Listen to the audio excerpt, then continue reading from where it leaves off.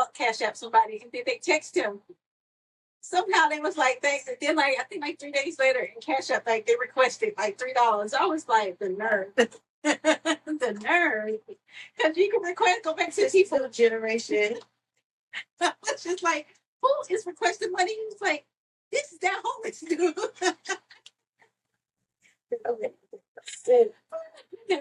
But yeah, and then too, I definitely don't mind feeding, but I used to always. Hello, everyone. Welcome to our podcast. My name is Tora. And I am Latoya. And this is Twinspired, the podcast that's all about real, unfiltered conversation on life, love, business, and everything in between. We are twin sisters on a mission to juggle relationships, parenting, building empires, and creating a family legacy without losing our minds. So whether you're here for a laugh, some inspiration, or just a little twin magic to brighten your day, you're in the right place. Let's dive in.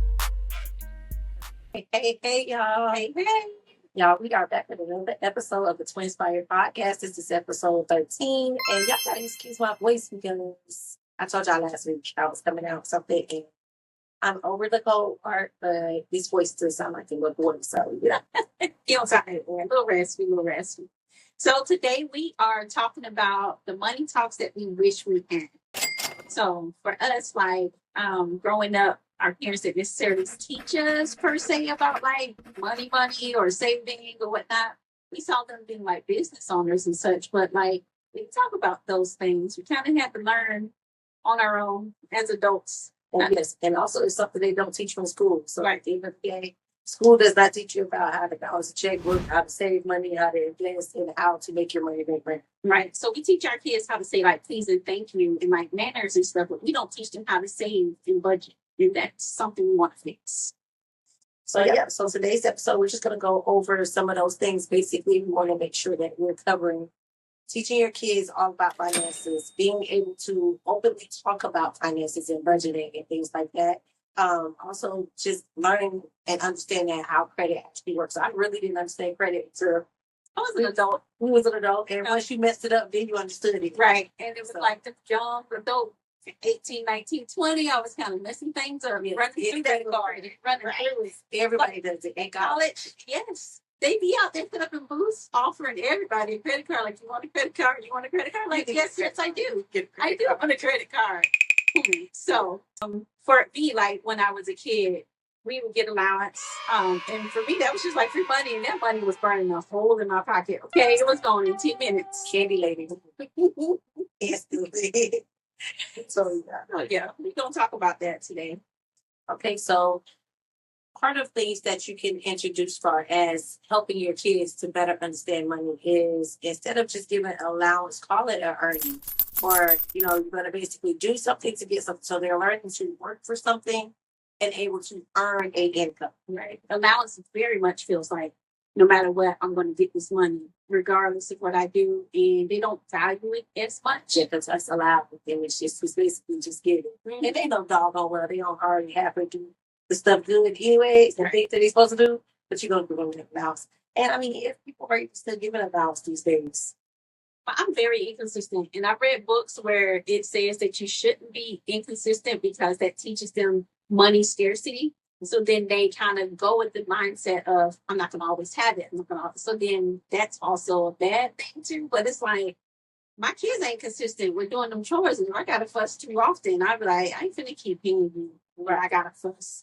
And I got to come and clean up behind you. Like, I'm good. I can keep my money. You don't force it on you. Right. But at the same time, I do want them to learn to manage their money. So we need some consistency on both sides. Yeah. And it's about like, for one, it's important to teach money teaching that money is a tool and not a treat as well. Like just because you did good behavior, now to treat you to some money. Right. Like you need to actually earn it. So you need to earn it with your good grades. You need to earn it with your chores. You need to earn it with, all of these things because for one, kids are entitled.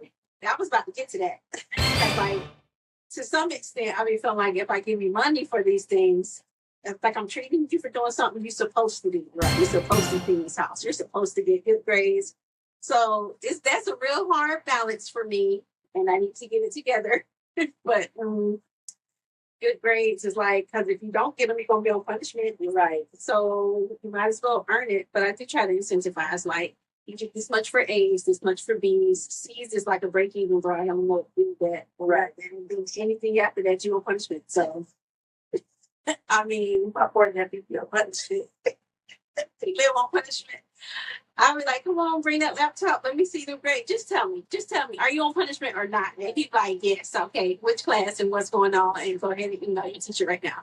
Let me see. Right. So yes. So a good thing is just like far as like we're entrepreneurs already as it is. We raised with entrepreneurs, but a good thing is to start young with your kids, letting them brainstorm on ways that they can make money. You know what I'm saying? So stuff like that to help get them excited about I can earn money making this, or I can draw a picture and make money. I can make a necklace and sell the bracelets and make money. I can, do something online and make money. Yeah. So just getting them excited about learning to earn money first sets that tone where they don't feel like it's just given.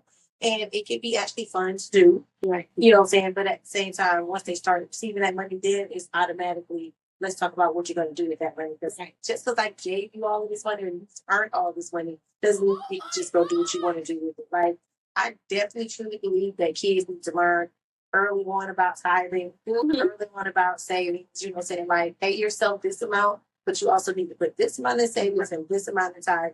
Because when we've been little, our families, or parents just give us $1 and say, put this in the offering. Right. So we didn't really understand the 10%. Until I got grown, I was like, "What you mean 10%? Like 10% of what? Like you like 100 or something dollars, right? Because I'm giving that $1, $2, $5. So what you mean? Saying we're like offering. We weren't used to tithing. Yes, offering. Yes. So yeah, I kind of wish I can go back to offering. You hurt my feelings sometimes. I had to go ahead and say this. Because yes, that's a struggle. So biggest thing is like just like she said, trying to divide how they should separate their money. And a good suggestion is to do like savings jars where you have one jar that's saving, one to spend, and one to be like sharing or investing or something to that effect. But you design the 3 categories and then you have to divide their money up evenly. Some people give like an 80, they give like 60, 20, 20 in real life because, most of your money is bills and life. And then you have 20% saving, 20% investing. But before they get to that, just figure out a way that they can see that their money should go in different places. Because you guys may not know, but my young high schooler is the one that edits our podcast, and he get his little money. And when I say it be burning a hole, he get paid on Wednesday. Their money be almost gone on Friday. I had to tell him, no, I'm just gonna start taking 10. I'm not sending you the whole thing. 10 of that's going to save me. He was like, what? Like vending machine to death, Toya, for real. I believe it, especially if it's on the Cash App card. Yes, vending machine, and like just go buy milkshakes, and it's like you bought a $6 milkshake, and when he's like, yeah, I bought one for me and my friend. Like, see, no. But if he get paid on Wednesday, he's going to be gone Friday. So I have to make him send me back 10. I send it to him and I say, send me back 10 for savings. And he was like, okay. So yeah. So yes, like even my grown up kids, I swear out of the 3, only one of them knows how to really save. Like one of them is just gonna automatically get that money, transfer some money over into the savings. Like every time I say, hey, you got the money for your bill, or hold on, let me transfer that out of my savings, because they literally stick everything into savings first and then pay bills out. Like they'll transfer as needed to pay the bills. So therefore they always have something sitting in that savings, and they have a certain amount that they know they save, but they also keep all their bill money there until it needs to be used. So it's not so easy just to swipe that debit card and get carried away. Right. So yeah, I definitely recommend that. I'm over here setting our little stopwatch because we got to see it. We got to see it because, we can just, like we said, we always say we can talk.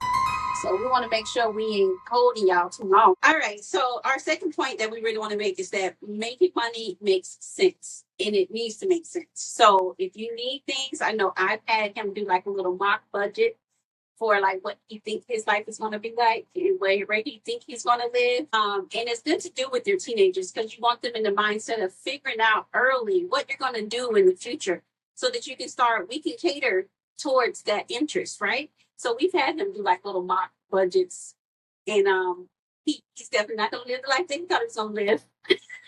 Especially like if he doesn't feel like he wants to go to college, or we just tell him to look up the different look up the different careers and see how much do they make. Do they make enough for the life that you want to? So that was very funny because he was like, I got to do that. And we would just throw little emergency, like your tire just went flat.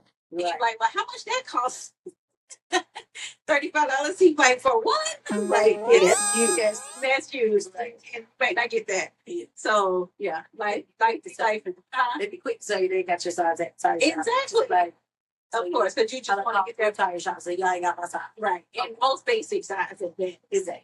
So yeah, normalize talking about money in front of your kids. I definitely do. So in my house, like they know I'll pull out this budget, and me and hubby will talk about money. Like we just open about money talk. It's not a secret to the kids, and I don't mind telling them that's not in my budget right now. You know, you want this or you want that, you're gonna have to budget it out. But that's not in my budget right now. Not this check or not this month. You know, so that I think that's not in my budget. Right, and they need to be okay with that. I remember one time as my kids got older, I think they were like 16, 17, old enough for me to leave them at home for the weekend. Mm-hmm. So I remember leaving them at home for the weekend and I left $50. And I said, y'all got to go to the grocery store and get what y'all going to get with these $50.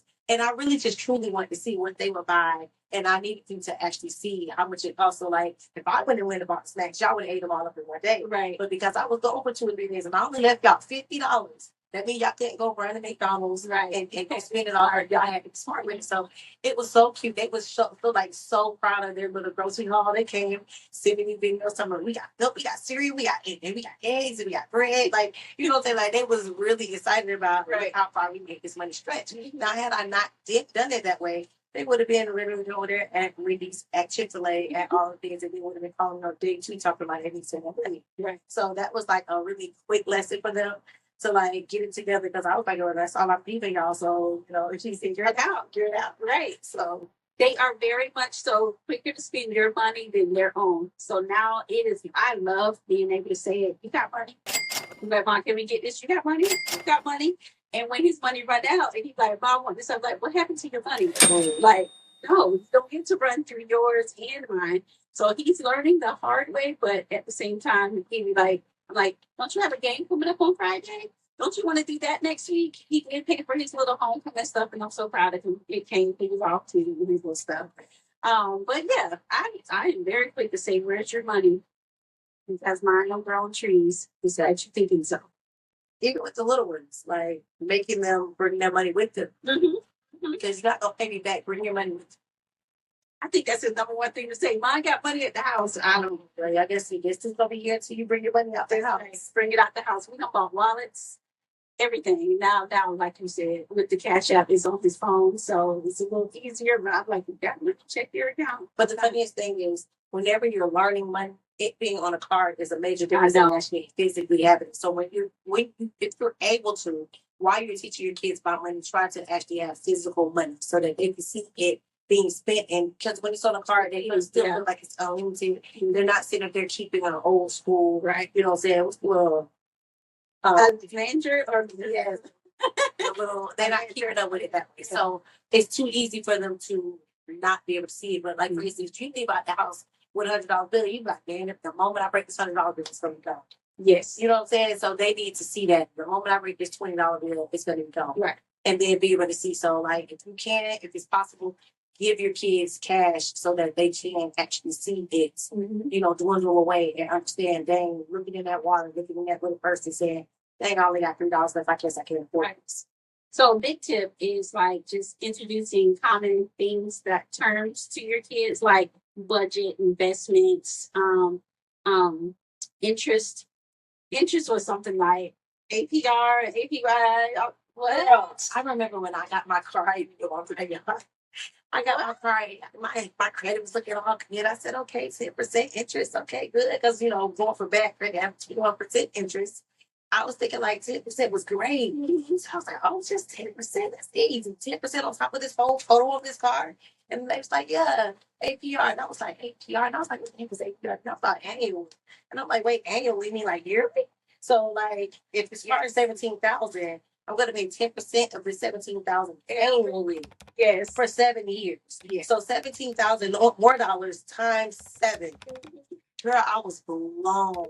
I literally want to turn around and go back to the lot It'd be like that on credit cards and everything. So it's like that stuff. I wish I would have known. Yeah. Yeah. Because I really was like toot my own horn, like I thought I really had did something. Right. And I instantly called back and was like, so how do I set up extra payments? You know, is there a way that I can double up? But some people are just paying it off early. Right. Right. They penalize you. They penalize you for paying payments early. So then I started asking questions, and y'all, my dad is like a guru when it comes down to credit. I swear he probably had an 800 score, perfect credit score, but that don't play when it comes down to that credit. Like, but he didn't teach us all this stuff. Now we had to call and ask questions after we got pro. Yes. Yeah. Yes. He let us bump our head a little bit first. Then he like, oh no, babe, you're supposed to do this. And I swear he done got a car on like and just transferred it to another credit card. Dad walked up to a line to buy his new Mercedes. He walked up to a lot.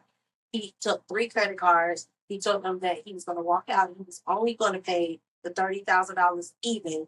If they couldn't agree to the $30,000, I'm going to pay it off now. If y'all can't agree to just flat $30,000, then I'm going to walk off the lot. So of course they was like, "You gonna pay it in full?" He said, "Yes, but you're gonna have to allow me to put it on a credit card." Mm-hmm. He contacted these credit cards and let them know that he was going to ready to make a big purchase. He put his $10,000 on 3 different credit cards. Mm-hmm. All 3 of those credit cards had no interest for a year. So he basically paid the car off. At that point, he owned the car. Even if he defaulted on the credit cards, the car couldn't be repoed at that point because his car is his, everything's his name. He owns it at this point. And he continued just to pay down the credit cards. And if it got to that end of the year or almost to the end of the year and it was about to be where it was going to start getting interest, transferred into a new credit card that had 0 interest for a year. 18 months, girl. Yeah, 18 months. Like, that was super smart. I was like, they didn't even know you could do that. And the salespeople, he said, was super shocked that they didn't even know that was possible. And she's like, okay, that was pretty genius. And he actually paid the car off in like the time frame that it took for the interest to kick in. Car was paid for. Yeah. So yeah, big shots out to that for that. I'm trying to look at our little timer. Okay. So another thing is kids mirror what they see when it comes down to how you interact with money. So if every time you pull out your phone and check your balance, you're stressed out about it, they're going to start to learn that type of habit. Every time you're talking about paying bills and you're always complaining about it, and oh my God, I got to pay this, I got to pay that, I got to pay that. It shows that you have you're irresponsible with your money. So at the end of the day, it kind of, bad habits rub off and it starts to teach your kids the same thing. So, whenever you are talking about your bills and your budget and things like that, make sure that you're, saying positive about it and make sure you're not only letting them see the bad, because I used to slap tell my kids, we broke, we ain't got no money, we're not doing this, da, da, da. But I also scarcity. Yeah, scarcity. So, but I also make sure I let them know the wins. Oh, you guys, I invested this, or I made this amount of money, or I saved, and now my savings is looking like this. Yeah. So that's it. That's a good tip, definitely. They do get in the mindset of like, oh, we don't have money. Money's not always going to be available. But we also have to teach them that, like, you don't never just blow it all. You're smart with money. And you mentioned a book that you've read recently, and I read this book too, but like just getting good with money. Yes. And that's actually the name of the book is Tiffany Aliche. She's the Budgetista. Very good book. And I actually listened to the audio book. It's in her voice because that matters to us. It was sped up, but I listened to it. It was a really, really good book. Get good with money. And it breaks down all those things and, stuff that you can listen to with the kids. It wasn't like an adults only book or anything like that. So that's our book for the week. So that's your book for the week. Yep, that's what. Okay. So yes. So let's talk about credit. So a lot of times our counterparts, or the people that's not like us, have for years built their kids' credit prior to them actually going out on their own and being able to do their own credit. So like piggybacking the credit is still a thing. Like whenever me and my husband got ready to buy a house and to open up our second salon, we literally piggyback each other's credit. And it's the same thing that you would do for your kids. So if you have kids that's 16, 17, 18 years old, or even if they're at that 18-year-old mark, basically you have a credit card or a credit line. You're going to add your kids to that credit line. So this, as them as an authorized user, when that card comes in the mail, you ain't never got to tell them that card came in the mail. They don't know nothing about it. Yeah, tell them not to just send out a card. Right, not to send out a card, or you keep the card, or if you trust them, You can give them the card. Like I told my kids, I do have a card just in case emergency's not. I control the app. So that card is locked. Unless you call me and tell me you got a flat tire or something that, my adult kids need, then I'll unlock the card. Most cards are that available. Yes. Yeah. But I'm never giving them my Capital One login. They're never going to be able to unlock their card on their own. They have to call me and say, hey, can I buy this? Or can I do this? But ultimately, I was able to raise all three of them credit score to a really good score. So by the time, like, even when my middle child went off to college, she really got approved for her own card. I co-signed it just, so that her payments and stuff would be where they needed to be. But she literally could have walked out without a co-sign. Right. And that was at 19. And her credit score was good. So it was just like, I did the same with the oldest. He had good enough credit. It was actually really, really good credit. because he was able to, He did get his car, like a brand new car for himself, no co-signer. And then we set him up more, like make those payments on time, because now this is your credit. Because they can see that you're an authorized user. And although it still boosts their score, it's also just as equally important to have some credit of your own. So he was building his own. And once he graduated college, the plan was for him to go and buy a condo. And, I'm going to just roll my eyes because, kids just don't listen. He went and used his credit to do something else, and it messed him up. But he's living through it now, and it is what it is. But I'm like, why would you do that? Like, I really want to just choke him. Choke him for like a whole 2 weeks straight. And so now he's trying to rebuild and everything. And it's like, well, he kind of learned both the good side of credit, because he got to see and reap the benefits for it. And now he's seeing the bad side of credit. Right. But you got to see it on your own. Yeah. He's definitely one of those. I'm going to hit this wall, even though he told me he's right there. He got to learn anything that's hard. That's this whole new generation. It is the worst. The worst. It's so hard to watch your kids fail, but also to sit back and say, I told you, but I'm going to stand back and watch you fail. That's the hardest thing. Because you want to step in. You want to help all the time. And I'm just like, I can't. They're almost 25. So yeah, I told mine he's not a baby adult anymore. Now he's finally an adult. right. Like at 25, I have to consider you as a real adult. So if you can't do your real adult big one, then I don't know what to say. Like, you can call and ask me questions, but am I going up my way to try to be like, oh, you need to do this and you need to do that? I know. At this point, I'm not going to give an unsolicited advice at 25. Like, you really got to figure that out. Questions. So another thing is getting like a secured credit card. Secure credit card right off the bat is you've already taught them savings anyways. By 18, they should have a decent savings. So taking $500 instead of giving them $500 for a graduation gift, give them $500 and say, hey, we're going to go to your bank account and we're going to put this down so you have a secured credit card, right? So that you can have your first whole line of credit. And with that credit card, of course, if they continue to make their payments, tell them they'll only use it for things that they're going to use it for, like gas. And like, even if you're going to pay a bill, you already have that bill money. You're just going to pay that bill. And then before the closing date, you're going to use that same money to pay that bill back down. So that it is that you are using credit cards. Keep this in mind. You can't have a credit card and not use it at all and think that you're going to build credit. You actually have to use the card. So in order to build the credit, it has to be getting used. You have to be paying it back. So therefore, you're showing good payment histories. But basically, just teach them. You're going to put your $500 on this card. You're going to make your payments on time for a certain amount of months. And then the bank is going to give you that $500 back and say, we now trust you enough to let you use our money instead of you using your own money. Now, therefore, you have credit.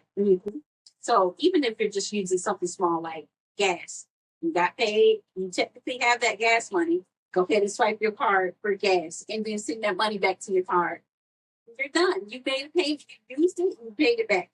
You're done. So, and that still counts and it builds up your credit. Also, if you guys are not a part of like any type of credit union, I know I would just Google, look up the Navy Federal Credit Act. But join a credit union. They are much more easier to like build credit with. So if you have access to it, open up kids accounts. CD loans are really good because really you borrow the whole amount and then you pay it all back minus like $20 or $100, and then you just pay towards that $100 for the term of the loan. But it looks good. It looks really good. So just look up different hacks. YouTube these things. Just different ways to hack your credit and your kids' credit. And also just teaching them about smart borrowing. So like, if anybody on here has ever done a payday loan, that is the worst and most vicious cycle you can ever get. Predatory. Oh my That is predatory. You're paying back like 300%. It's so predatory. I remember being stuck in that cycle when I was like 21 years old. Yeah. I had my own apartment. I had 2 kids, maybe going on the 3rd at the time. Got into that payday loan cycle, and that was just like, when am I going to get out of this? Like, It feels like never. it's not set up for you to be able to get out of it. Like, that's loan shark at its best. It is. It's not even legal in certain states. Yeah. So yeah, very predatory. I would never do that. A lot of us now are really like, we get a lot into like the buy now, pay later. And I'm not gonna lie, I'll do it too, but I already know because I can pay it back. Yeah.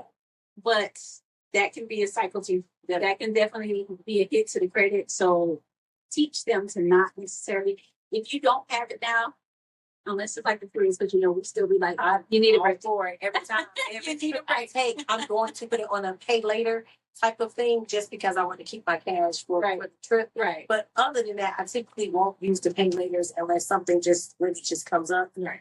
Because I have learned how to finesse the system. Like, you know, my truck needed a transmission. Who was ready just to spend $1,500 on transmission? But I knew that I have a card that's attached to this pay later, so I'm going to focus on this. And then I'm going to set aside and make a budget where I'm going to 50% to pay this off. And I still even beat the interest on it. But at that moment, $1,500 was not what I was ready just to move out of the savings account or out of my personal account. So it just made sense to just be like, So all in all, the kids just need to understand that like your credit is your name, and you don't drag your name through the mud. And that's nothing. If you don't have anything, your credit and luckily I'm going to be moving because, you know, credit don't exist nowhere else. Just that y'all know that's a U.S. thing. That's very American. Okay. In other countries, no, money matters. So you still need to learn to manage your money. So long as you're good with your budget and you have the money, you have it, you know. So yeah. I can't wait. Can't wait to. Girl, I'm so sick of her. Y'all gonna be sick of me. She's so ready to get up out of here. It was something I was going to say about it, but so like I know, for instance, with my kids, I do have like where I do saving milestones. So I'll say I want to save this amount of money by this amount of time. Like playing those, like, or not playing, but having those little challenges where it has all the different envelopes. So yes, y'all have those. That is so like it's childish, but it feels good when you actually see all the envelopes filled or whatever. You know what I'm saying? Like it has ones where you put $5 a day to the side, $2 a day. And it really feels good, like you're accomplishing something. Like, and at the end of the day, it's like that's something. Sometimes you physically have to see it being stacked up. So just put it in a bank account sometimes don't work. You need to do that little. It's that little folder. I have them. Yes, I got mine on Amazon. Yes, like $6, $8. Yes.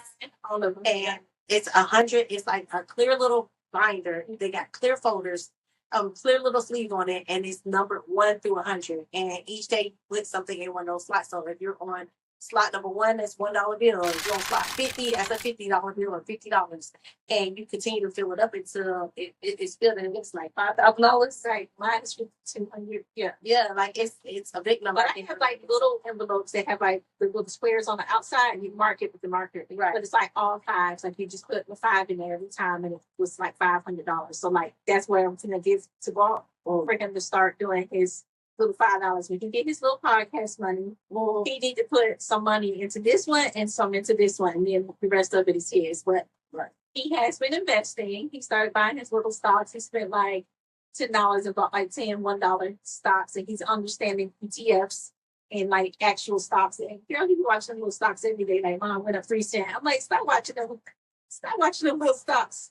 But I did make sure that he got some dividend stocks, and I had to explain to him what the dividends mean. If they pay you quarterly, so he's excited about that. He thought I'm gonna get like a penny or two, but he's excited. Well, yeah. So setting things like that with your kids, with your family, not just your kids, with your family as a family, saying that, hey, this year we want to save $5,000, and y'all are kind of like checking in with each other halfway point. Okay, y'all, we halfway there. You know, like when the church or when the school back in the days used to have that little meter, yes, market. That works. That psychologically works for you to actually see the growth and see it happening, it does something psychological to your mind to let you know that you're getting somewhere. So like if you have to do it that way, then set something up in your household, whether you're a couple, whether you're parents, whether saying you're single, start doing stuff that you can visibly see. So just like people say, like create vision boards and write your goals out and have it where you can see it and it's plain, it's written and it's plain. A goal has to be written or you're not really going to pay any attention. Right? So it's the same thing when it comes down to money. See what it is you're doing. I have clients that come in and hate to check their bank account. Like they like, oh, I don't even want to look at my bank account. So like I swear I'll be about to roll out of my bed and be like, check mine like 3 times a day. I'm always checking my bank account because you never know. First of all, I want to notice if any little thing is missing. I'm not one of the people $4 thing I'm going to miss it without me noticing. I don't care. Like I really pay attention to money and how it moves and what's going on and make sure that I ain't forgot nothing. But yeah, it's like it cracks me up when I see go like, oh, I don't want to say because I don't really want to check my bank account. Girl, it tripped me out when I be like, well, how much did that cost? So what do you mean something came up unexpectedly and you just didn't know it was coming? Like it came out of your account. You set that up at some point. Now I ain't gonna lie, like little subscriptions might hit something sometimes. And I'm like, what is this? I'm gonna go find it. Like you're not gonna do this. Yeah. So also it's important to teach your children generosity. So learning how to give back, whether it be by giving to the poor. My daughter, and she's only 4, she sees us often give money to homeless people on the side of the road. And she be like, but her, if we don't have no cash in our little, sometimes we just don't have it, baby. She like, we didn't give the man money. Like, let me go get $10 a one and put it in this armrest because she needs to see it, but she really likes it. So even if sometimes we can't give money, we'll give food. Like I will literally be pulling out of somewhere. I just bought some food and I'll be like, hey, I'm sorry, I don't have no money. I have some food. Do you want that? Or I'll go back in the store and buy something. I get caught outside the dollar store all the time. Okay. Every time. And I'm like, I don't carry cash like that. So I'm like, we can go back in the store and get a few things. And kicking my brother. Like, I got cash out. Like, so, I haven't been so lucky because I would gladly cash up a rubber. But I'll cash up somebody and then they text him. Somehow they was like, thanks. And then like, I think like 3 days later in cash up, like they requested like $3. I was like, the nerve. The nerve. Because you can request, go back to the seafood generation. I was just like, who is requesting money? He was like, this is that homeless dude.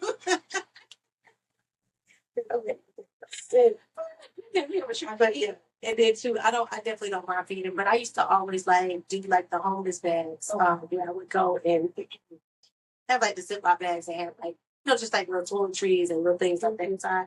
Also, whenever I do clean up my, closet and stuff, especially like during the wintertime, cleaning out sweaters and sweatshirts and kids with their little sleeping bags and all these little blankets, and we always changing out comforters. So I literally would not drop those comforters off tonight to Goodwill and stuff like that. I make sure that I keep those in the trunk. Okay. And whenever I see a homeless person, I'm like, hey, you need a cover, you need a blanket, some sweat. So like I just because if I give it to the Goodwill or to the Salvation, they're gonna sell it. And there's people on the street that actually need it. So I've always taught my kids, like, say if you got some stuff, you're not wearing it, you got a couple of jackets, especially like stuff like that, jackets, blankets and things like that. Like everything now. Yeah, just like throw it in your trunk and then see one of them.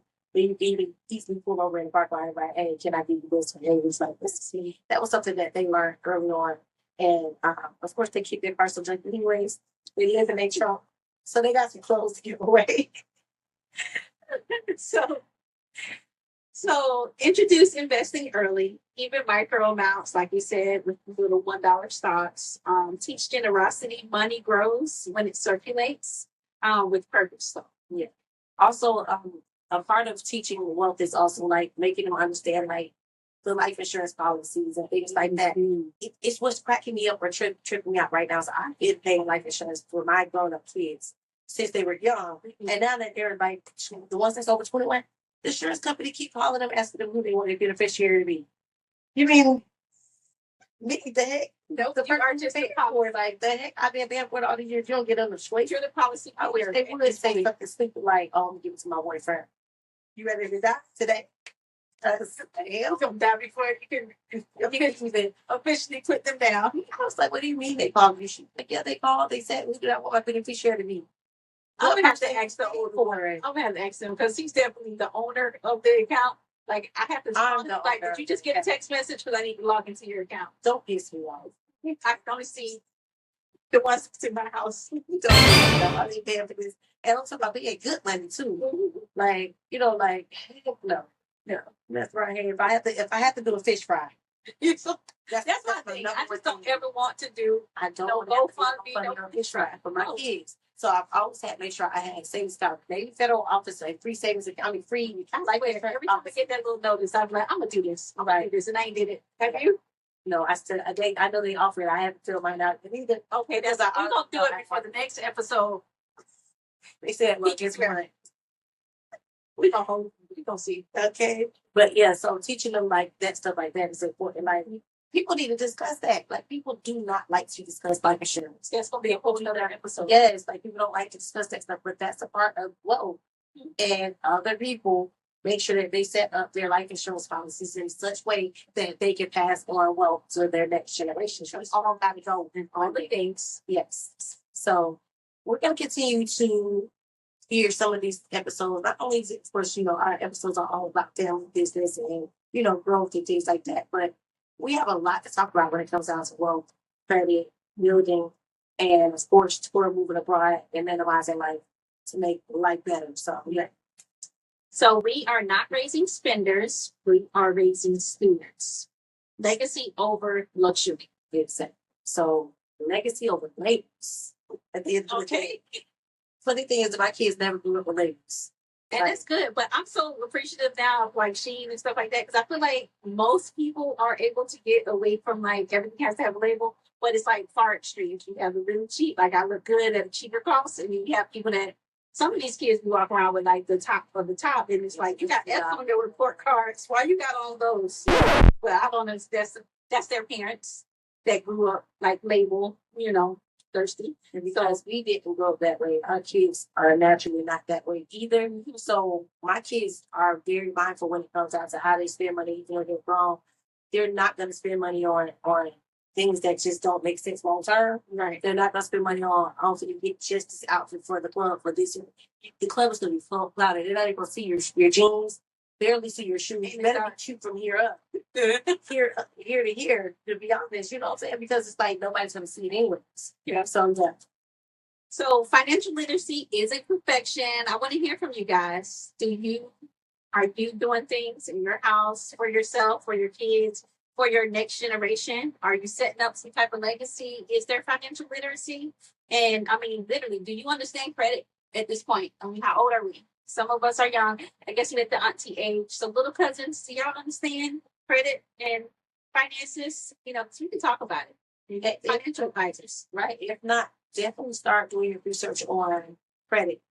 Broke people stay broke because they have bad credit, and to be honest, it's meant to be that way. Right. So if you're in a broken, bad credit state, you're gonna stay that way. You're actually gonna spend more money. Mm-hmm. So I was taught that way. Like if the same two people went on a car lot, someone with good credit versus someone with bad credit, the person with bad credit is gonna pay double for the car. Mm-hmm. And it's sad because that person already really can't afford it in the first place. So to turn around and pay double for the car, and the person with just the good credit, who makes probably the same amount of money, is going to pay less money. Like we have to just make it make sense. So it's like ignorance is not bliss when it comes down to that. Ignorance is bliss when it comes down to other things, but not when it comes down to money, finances, and your credit. So everybody just take the time to learn a little bit about credit each day if you can.